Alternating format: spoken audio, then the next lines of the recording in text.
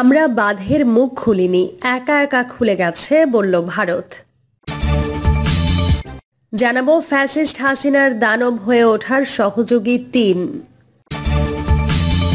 এবং সর্বশেষ জানাবো দলের ৪ জন ছাড়া কারো কথা শুনতেন না হাসিনা। এতক্ষণ শুনছিলেন সংবাদ শিরোনাম, এবার বিস্তারিত।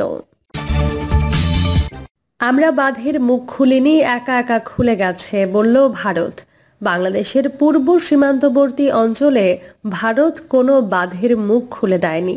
অতিরিক্ত পানির চাপে সেটি একা একাই খুলে গেছে বলে দাবি করেছে ভারতীয় পররাষ্ট্র মন্ত্রণালয়। বৃহস্পতিবার সকালে এক বিবৃতিতে এ কথা জানিয়েছে নয়াদিল্লি। বিবৃতিতে বলা হয়েছে, আমরা বাংলাদেশে উদ্বেগ প্রকাশ করতে দেখেছি যে ত্রিপুরায় গোমতী নদীর উজানে ডুম্বুর বাঁধ খুলে দেওয়ায় বাংলাদেশের পূর্ব সীমান্তের জেলাগুলোতে বর্তমান বন্যা পরিস্থিতির সৃষ্টি হয়েছে। বাস্তবে এটি সঠিক নয়। নয়াদিল্লির দাবি, ভারত ও বাংলাদেশের মধ্যে প্রবাহিত গোমতী নদীর ক্যাচমেন্ট এলাকায় কয়েকদিন ধরে এ বছরের সবচেয়ে বেশি বৃষ্টিপাত হয়েছে। বাংলাদেশের বন্যা মূলত বাঁধের নিচের দিকের এই বৃহৎ ক্যাচমেন্টের পানির কারণে। বিবৃতিতে বলা হয়েছে, ডুম্বুর বাঁধটি সীমান্ত থেকে বেশ দূরে, বাংলাদেশের ১২০ কিলোমিটারেরও বেশি উজানে অবস্থিত। এটি একটি কম উচ্চতার বাঁধ যা বিদ্যুৎ উৎপাদন করে ভারতীয় গ্রিডে সরবরাহ করে এবং সেখান থেকে বাংলাদেশও ৪০ মেগাওয়াট বিদ্যুৎ পায়। ভারতীয় পররাষ্ট্র মন্ত্রণালয় বলেছে, প্রায় ১২০ কিলোমিটার নদীপথে আমাদের অমরপুর, সোনামুড়া এবং সোনামুড়া ২-এ ৩টি জলস্তর পর্যবেক্ষণ সাইট রয়েছে। গত ২১ আগস্ট থেকে সমগ্র ত্রিপুরা এবং পার্শ্ববর্তী বাংলাদেশের জেলাগুলোতে ভারী বর্ষণ অব্যাহত রয়েছে। এর ফলে অতিরিক্ত পানি প্রবাহের কারণে স্বয়ংক্রিয় রিলিজ পরিলক্ষিত হয়েছে। বিবৃতিতে উল্লেখ করা হয়েছে, ভারত ও বাংলাদেশের মধ্যকার অভিন্ন নদীগুলিতে বন্যা একটি যৌথ সমস্যা যা উভয় পক্ষের জনগণের জন্যই দুর্ভোগ সৃষ্টি করে। এটি সমাধানের জন্য ঘনিষ্ঠভাবে পারস্পরিক সহযোগিতা প্রয়োজন। যেহেতু দুই দেশে ৫৪টি আন্তঃসীমান্ত নদী রয়েছে, তাই নদীগুলোর পানি সহযোগিতা আমাদের দ্বিপাক্ষিক সম্পৃক্ততার একটি গুরুত্বপূর্ণ অংশ। আমরা দ্বিপাক্ষিক পরামর্শ ও প্রযুক্তিগত আলোচনার মাধ্যমে পানি সম্পদ এবং নদীর পানি ব্যবস্থাপনার সমস্যা ও পারস্পরিক উদ্বেগ সমাধানে প্রতিশ্রুতিবদ্ধ। ফ্যাসিস্ট হাসিনার দানব হয়ে ওঠার সহযোগী ৩। ২০০৮ সালের ডিসেম্বরে বাংলাদেশের জনগণ সর্বশেষ স্বাধীনভাবে ভোট দেওয়ার সুযোগ পেয়েছিল। জনগণের ভোটাধিকার প্রয়োগের ক্ষেত্রে সেই নির্বাচন স্বাধীন হলেও নির্বাচনটি মোটেও স্বচ্ছ ছিল না। ভারতের প্রয়াত রাষ্ট্রপতি প্রণব মুখার্জি তার আত্মজীবনীতে লিখে গেছেন যে নির্বাচনের মাস ১০ আগেই বাংলাদেশের তৎকালীন সেনাপ্রধান জেনারেল মঈনুদ্দিনের ভারত সফরকালে তার সাথে শেখ হাসিনাকে নির্বাচনে জেতানোর বিষয়ে সলাপ পরামর্শ হয়েছিল। শেখ হাসিনা ক্ষমতা পেলে জেনারেল মঈনের চাকরি রক্ষার প্রতিশ্রুতিও দিল্লির তরফ থেকে দেয়া হয়েছিল। প্রণব মুখার্জি সেই সময় কংগ্রেস সরকারের খুবই প্রভাবশালী পররাষ্ট্রমন্ত্রী ছিলেন। দেশদ্রোহী জেনারেল মঈন ভারত থেকে কয়েকটি ঘোড়া উপহার নিয়ে বাংলাদেশে ফিরেই যে কোনো মূল্যে শেখ হাসিনাকে নির্বাচনে জেতানোর কলাকৌশল আরম্ভ করে দিয়েছিলেন।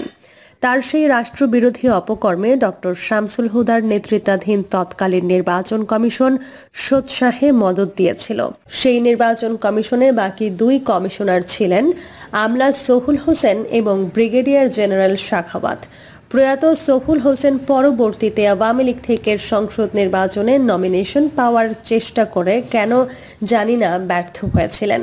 আর ভাগ্যবান ব্রিগেডিয়ার জেনারেল শাখাওয়াত বিস্ময়করভাবে আগস্ট বিপ্লব পরবর্তী বর্তমান অন্তর্বর্তীকালীন ডক্টর ইউনূস সরকারের বস্ত্র ও পাট উপদেষ্টা। ভুলো মনের বাঙালি মুসলমানের স্মৃতি জাগিয়ে তোলার জন্য শামসুল হুদা কমিশনের কিছু কর্মকাণ্ডের উল্লেখ করছি। এক কমিশন প্রথমেই বিএনপি ভাঙার কৌশল গ্রহণ করেছিল। ডিজিএফআই এর অতি প্রভাবশালী আমিন বাড়ি জুটি মান্নান ভূঁইয়ার নেতৃত্বে এক নতুন বিএনপি করার সর্বরকম প্রচেষ্টা নেয়। রাজনৈতিক দলগুলোর সাথে মঈনুদ্দিন ফখরুদ্দিন সরকারের সাথে নির্বাচন নিয়ে আনুষ্ঠানিক সংলাপ শুরু হলে শামসুল হুদা কমিশন বেগম খালেদা জিয়া মনোনীত বৈধ মহাসচিব মরহুম খন্দকার দেলোয়ারের পরিবর্তে ডিজিএফআই সৃষ্ট ভেজাল বিএনপির মহাসচিব মেজর হাফিজকে সংলাপে অংশগ্রহণের আমন্ত্রণ জানায়। দুই, শামসুল হুদা কমিশন এমনভাবে সংসদীয় সীমানা নতুন করে নির্ধারণ করে যাতে করে আওয়ামী লীগের নির্বাচনে জয়লাভের সম্ভাবনা বৃদ্ধি পায়। উদাহরণস্বরূপ বিএনপি সমর্থক এলাকা বলে পরিচিত মানিকগঞ্জে সংসদীয় আসন সংখ্যা পূর্বের 4 থেকে কমিয়ে 3-এ নিয়ে আসে। 2001 সালে নির্বাচনে মানিকগঞ্জের 4টি আসনেই বিএনপি বিপুল ভোটে বিজয়ী হয়েছিল। এমন প্রক্রিয়া 300 আসনেই চালানো হয়। 3, নির্বাচনের মাত্র কয়েকদিন আগে জেনারেল মঈন নির্বাচন কমিশনার ব্রিগেডিয়ার জেনারেল সাখাওয়াতের সাথে কক্সবাজারে এক গোপন বৈঠক করেন বলে সেই সময় প্রচারিত হয়েছিল। এমন কোনো বৈঠক হয়েছিল কিনা এবং হয়ে থাকলে সেখানে কি আলোচনা হয়েছিল সেটি ডক্টর ইউনূস সরকারের উপদেষ্টাই ভালো বলতে পারবেন। স্বচ্ছতার খাতিরে এই বিষয়ে তার মুখ খোলা উচিত। 4, বিশ্ববাসী 2018 সালের নির্বাচনে আগের রাতেই ব্যালট বাক্স নৌকার পক্ষে ভরে রাখার কাহিনী মোটামুটি জানে। সেই সময়কার জাপানি রাষ্ট্রদূত বিষয়টি নিয়ে প্রকাশ্য মন্তব্য করে বাংলাদেশ থেকে বিদায় নিয়েছিলেন। কিন্তু একই প্রকার অনিয়মের যে ঘটনা নিয়ে বাংলাদেশে একেবারেই আলোচনা হয় না তা হলো নৌকার পক্ষে ব্যালট বাক্স ভরে রাখার কৌশল ডক্টর শামসুল হুদা কমিশনই 2008 সালের নির্বাচনে শিখিয়ে গেছে। কেমন করে সেই নির্বাচনে আওয়ামী লীগের এক অসম্ভব ভূমিধস বিজয় সম্ভব করানো হয়েছিল এবং পরিণামে বাংলাদেশে কি হতে যাচ্ছে সে সম্পর্কে নয়াদিগন্ত পত্রিকায় আমি 2009 সালের জানুয়ারি মাসে 5 কিস্তিতে ধারাবাহিকভাবে লিখেছিলাম। উল্লেখিত লেখাগুলো আমার 1/11 থেকে ডিজিটাল বইতে পাওয়া যাবে। উৎসাহী পাঠক চাইলে পড়তে পারেন। ডক্টর শামসুল হুদা এবং ব্রিগেডিয়ার জেনারেল সাখাওয়াত এখন সুশীলের ভূমিকায় অবতীর্ণ হলেও ফ্যাসিবাদ কায়েমে তাদের দায় মুক্তি ঘটার কোনো সুযোগ নাই। এ তো গেল শামসুল হুদা কমিশনের কীর্তিকলাপ। এরপর এলো রকিব কমিশন। তারা 2014 সালে আরেক রকম তেলেশমাতি দেখালো। নির্বাচনের আগে 153 জন বিনা প্রতিদ্বন্দ্বিতায় নির্বাচিত হওয়ার ইতিহাস পৃথিবীর আর কোনো দেশে আছে কিনা আমার অন্তত জানা নাই। অর্থাৎ রকিব কমিশনের তেলেশমাতিতে নির্বাচনের আগেই আওয়ামী লীগ সংসদের সংখ্যাগরিষ্ঠতা পেয়ে গিয়েছিল। বাকশালী কায়দায় শেখ হাসিনা টানা দ্বিতীয়বার সম্পূর্ণ বেআইনি প্রধানমন্ত্রী বনে গেলেন। জাতির সাথে কি বিভৎস তামাশা। আর কারা ছিল সেই রকিব কমিশনে তাদের তালিকাও নিচে দিলাম। 1, রকিবউদ্দিন আহমেদ প্রধান নির্বাচন কমিশনার। 2, মোহাম্মদ শাহনেওয়াজ। 3, brigadier general Javed Ali. 4, মোহাম্মদ আব্দুল হাফিজ। 5, মোহাম্মদ আব্দুল মোবারক। তারপর 2018 সালে নুরুল হুদা কমিশনের নৈশ ভোটের পালা। আগের রাতেই ব্যালট বাক্স ভরার কেরামতি দেখে সারা বিশ্ব নির্বাক।